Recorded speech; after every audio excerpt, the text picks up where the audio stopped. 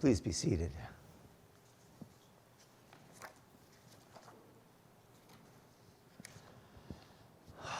So,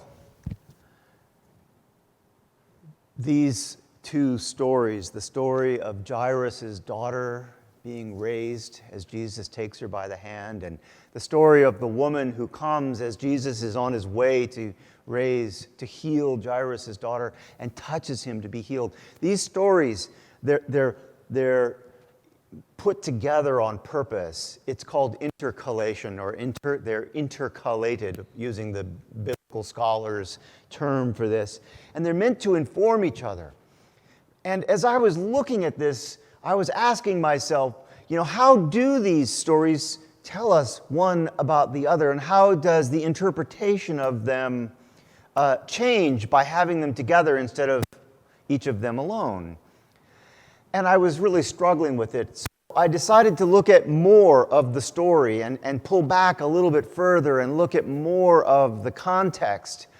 And I remembered that last week we had heard the story of Jesus crossing the sea in a boat with the disciples. And Brother John gave us that wonderful sermon from that. And in that story, the wind comes up and the boat is being swamped by the waves, and the disciples are fearing for their lives, and they wake Jesus in the back of the boat and say to him, "Don't you care that we are perishing?"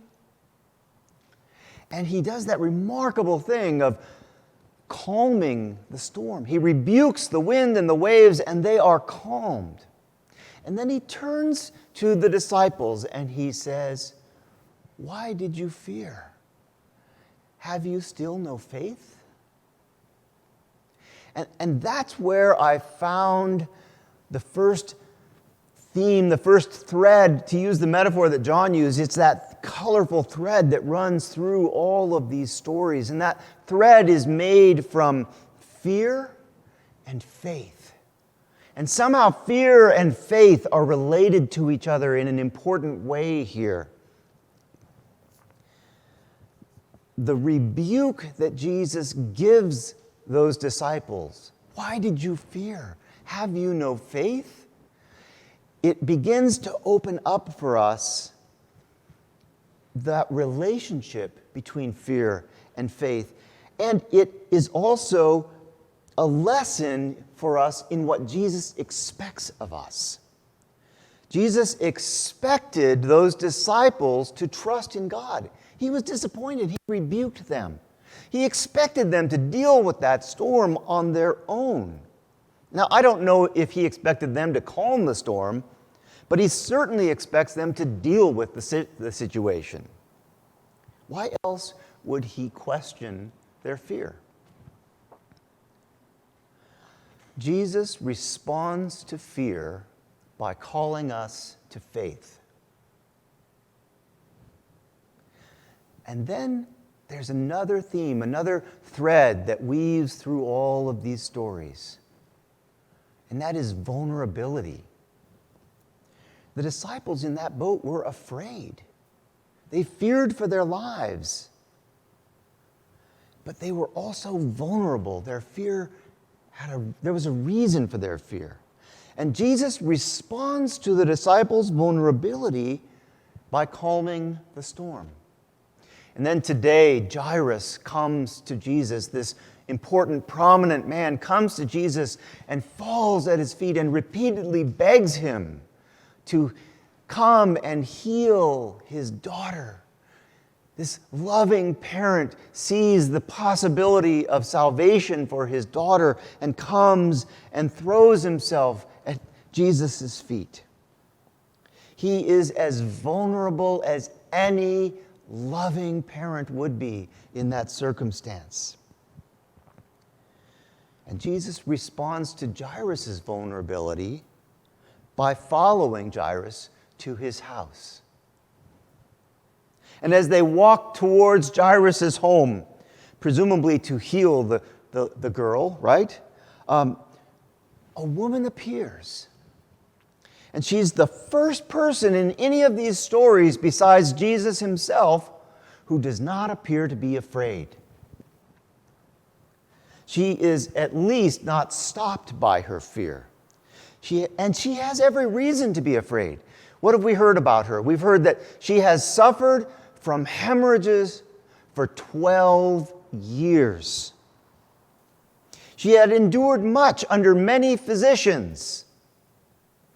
Apologies to the doctors out there, but it can be rough to be going to the doctor over and over again and have no relief. And it can be expensive. She had spent all that she had, and she was no better. In fact, she just kept getting worse. But even then, she had faith. She trusted in God. If I but touch his clothes, I will be made well, she says to herself. And she acts on her faith. She lives it. She pushes through that crowd until she makes it close enough to Jesus to reach out and touch the hem of his cloak. Now, she wasn't allowed to do that. There were so many reasons for her to be afraid. She was an unaccompanied woman. It wasn't proper for her to approach Jesus. She could even have been considered unclean because of her illness. And she didn't know Jesus, and he didn't know her. And yet she persisted. She pushed through the crowd and touched his cloak. And immediately she knew in her body that she had been healed. She could feel the healing. And when she tells Jesus the truth of what she had done, he honors her for her faith. He calls her daughter. Daughter, she is a child of God. She has been saved. Now, Jairus is watching all of this from the side. And as Jesus is calling this woman daughter, pronouncing her salvation, blessing her, someone comes from Jairus' house bringing bad news. It's too late. All hope has departed. Your daughter is dead. Why bother the teacher anymore? At that moment, Jairus could have given in to despair. And for all we know, he was going to. But, I mean, what parent wouldn't, right? In that moment, how could you not give in to despair, give in to grief? But Jesus turns to him and says, "Do not fear. Only believe. Have faith. Trust in God." And Jairus trusted in God at least enough to go with Jesus back to the house. He had already trusted in God enough to beg Jesus to heal his daughter. And he follows Jesus back to the house, where Jesus takes the child by the hand and says, "Rise up. Rise up." And she was healed. And she stood and she began to walk about like any healthy, active 12-year-old girl. And Jesus told them to feed her.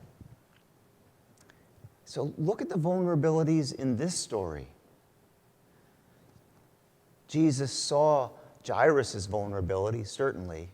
And so he went with him to heal his daughter. And he saw the girl's vulnerability as she lay there, apparently dead, at least dead enough that everyone else thought she was dead.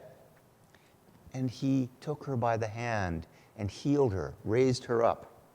And then he's not done. He sees her walking about and he says, "She's going to need some food. Feed her." When people bring their vulnerability to Jesus, he does what he can for them. He calms the storm. He blesses the woman who came and by her own boldness was healed. He blesses her as a child of God. He raises Jairus' daughter to life, and he tells them to feed her. At every turn, he says, turn away from fear and trust in God. So what's the message here? What are we to take from all of these stories? Certainly there's something in there about do not be afraid, but there's also something about faith and the importance of faith, but I think there's more going on here. Because every time Jesus saw someone who was vulnerable, he did what he could for them. Now, in Jesus' case, that's a lot, right? He calms the storm. He blesses the woman who was healed, proclaiming her daughter. He gave Jairus, that loving father, his daughter's life. And then when the girl was walking about, he saw her and he saw that she was hungry, the most basic vulnerability a human being can have. And he told them to feed her. Now, I think that Jesus rebuked the disciples in the boat for being fearful instead of trusting in God. He expected them to deal with their struggles, even that storm, by turning to God. Now, he may not have expected them to calm the storm as he did, but he expected them to deal with it, to trust in God and do what they could. And then he blessed that woman who touched his cloak, recognizing her as a child of God, a daughter, for acting from her faith. Jesus wants us to live from our faith, to act from our faith. And he shows us what that looks like by doing what he can for each vulnerable person that he encounters. When I look at these stories, I see faith and healing and vulnerability and salvation, and faith leads to salvation. Salvation is being released from that fear, the fear that overwhelmed the disciples in that boat. And life is a fearful thing. That boat was a fearful place to be. The struggles and dangers of life fill us with fear. How can they not? And faith is like a lifeboat in a wild, tempestuous sea of fear. Faith is something we do. It's active. Faith is giving. So, in a sense, faith is like courage. I'm sure you've heard that the reference is that courage isn't the absence of fear. Courage is what we do when we act even in the presence of our fear. Even when we're afraid, we act anyway to do for those we care for, to take care of others, to save others, or whatever act of courage we're talking about. That's what courage is. And I think that faith is similar. It has the same kind of a relationship with fear. It doesn't mean that we don't experience fear, but that we put our trust in God and act anyway. The fear may not go away, but we are freed from it by our faith. We trust in God by aiding the vulnerable, even when we are afraid. Trust in God. Trust in God and do what you can. That's what Jesus does over and over again. He does what he can for the vulnerable. Jesus, the Son of God, raised that girl to life. Now, I don't know that we can do that. I'm sure that I can't. But he also told them to feed her. And I can do that, and so can you. We can act on our faith. Do what we can. When we see people who are hungry, we can feed them. And that's how we live our faith. When we see people who are trying to survive in this hot weather, trying to survive encampments, we give them a place to stay and to build safe community. That's how we act on our faith. When we see someone in grief, we can sit with them. Because faith pushes past fear. And when you see grief, think about it. That's a fearful thing. Not just for them, but for you. You wonder, what will I say? I don't know that I could sit with them because I don't know the right thing to say.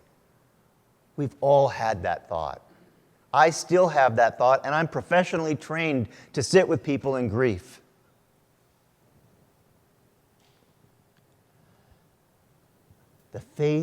Our faith pushes past that fear. The fear that you won't know what to say, or that their pain will be too much and that you won't be able to take it, that you will be overwhelmed by their pain and their grief. But in faith, we sit with them anyway, even if we don't say a single word.